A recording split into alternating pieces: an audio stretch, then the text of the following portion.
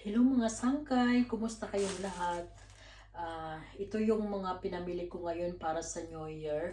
Ito yung ihanda namin mamayang gabi.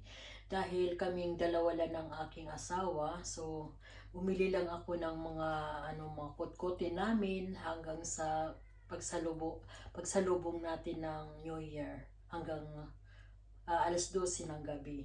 So ito po yung mga binili ko na mga bakit ganito ang boses ko? Nakatulog kasi ako kanina mga sangkay. Kaya nagulat ako nung dumating yung yung pinag-orderan ko. So ito bumili ako ng tinapay. Ang ginagawa ko kasi si tinapay, inaano ko na yung ini-freezer ko siya. Kaya bumibili na ako ng marami. Ayan. Bali dalawa yung binili ko. At ito naman mga nuts. Ito yung mga kutkutin namin mamaya habang nanonood ng TV or nagkikwentuhan. So, bumili din ako ng mga prutas. Mayroon akong patatas. Yung patatas na tatlong kulay yung binili ko. May pula, may white. Tapos, ito naman ay, purple. Ayan po. Tapos, may kunting, crackers, papaya. Ito yung mga plastic na ito ay, inaano ko, ito yung, iniipon ko to para pag nag-order ako sa susunod, ibabalik ko ito kasi mayroon deposit. So, meron din akong kamatis, mais kasi mahilig kami gumawa ng popcorn pagdating sa gabi kasi pag nanonood kami ng TV, yung imbis na kung ano-anong mga kutkutin namin, ito yung mga kinukutkot namin yung popcorn o kaya naman mga mani or mga nuts. Kaya marami din akong nuts na binili. Ito pa. Mga pang ko ito, decoration sa lamesa. So, mayroon din paprika. Ito naman ay snack paprika. Pwede itong hindi lutuin. Ganun-ganun lang. Snack lang.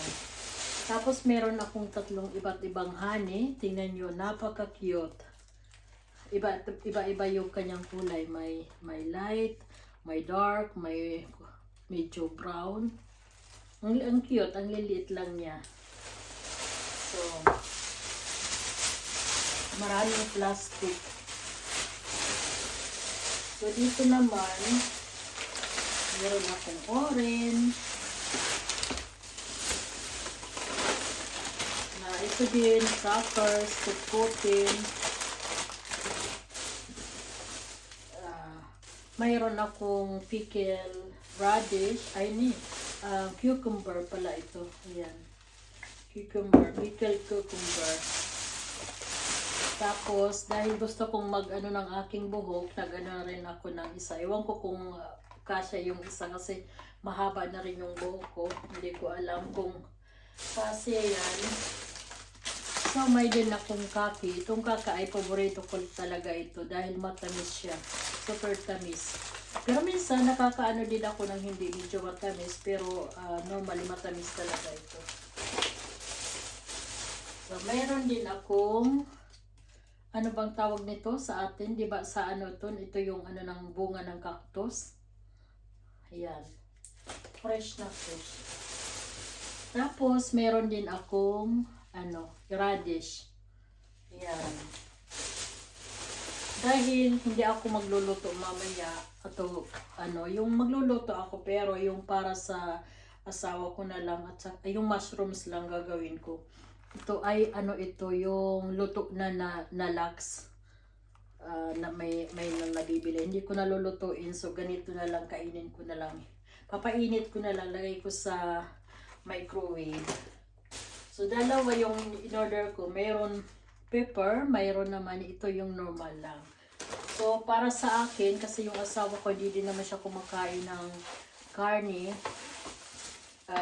para sa akin ito isa lang kakainin ko, tapos yung isa baka bukas na. Tapos meron din akong grapes. Yung grapes na ito ay dalawang kulay. Ayan.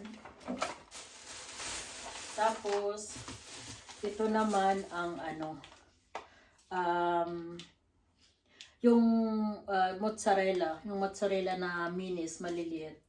Ito naman ay, ano, yung, anong tawag nito? Ay, hindi ko na naalala ngayon. Cheese, ito yung cheese. Parmesan cheese. Parmesan cheese yan. So, ito yung lulutuin ko ito mamaya para sa asawa ko. Lalagyan ko siya ng ano, cheese sa loob. So, tatanggalin ko yung ano niya, yung pinaka ano dito. Tapos, anuhan ko siya ng cheese. Tapos, ilagay ko sa back oven. So, ito yung pagkain ng asawa ko mamaya. Tapos, ano, itong spargel. Dalawa. Asparagus. Tapos, mayroon din ako. Ito yung ilalagay ko sa ano, dito sa loob. O kaya naman feta. Pwede din feta. Mayroon ako dyan sa ref ng feta. Pwede din ito yung kalahati. Tapos, yung fresh cheese ito. Tapos, yung kalahati, feta ang ilalagay ko. Feta cheese.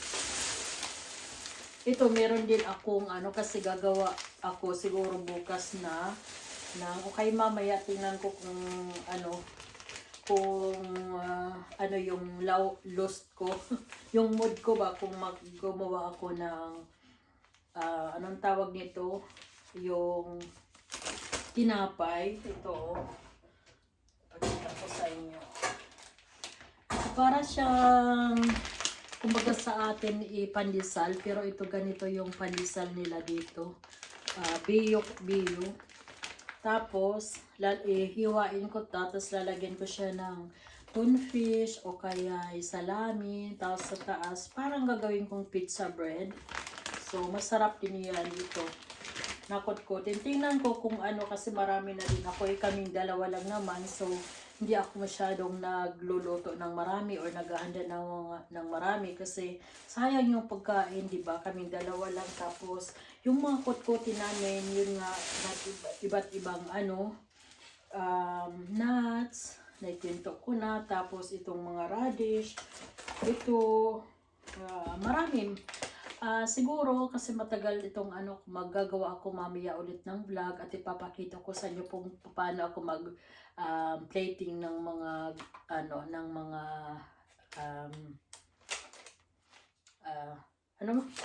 nabubulol ngayon eh.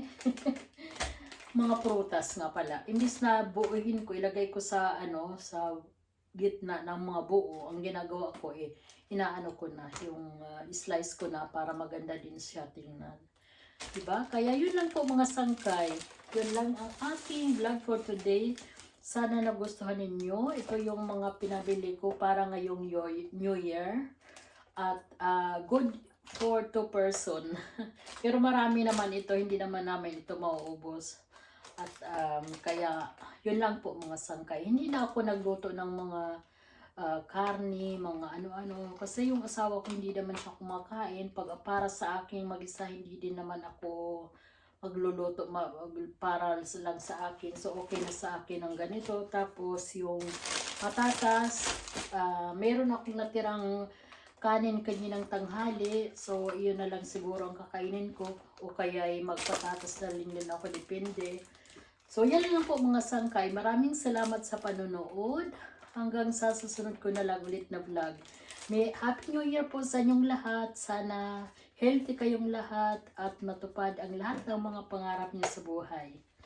Enjoy! Bye-bye! God bless!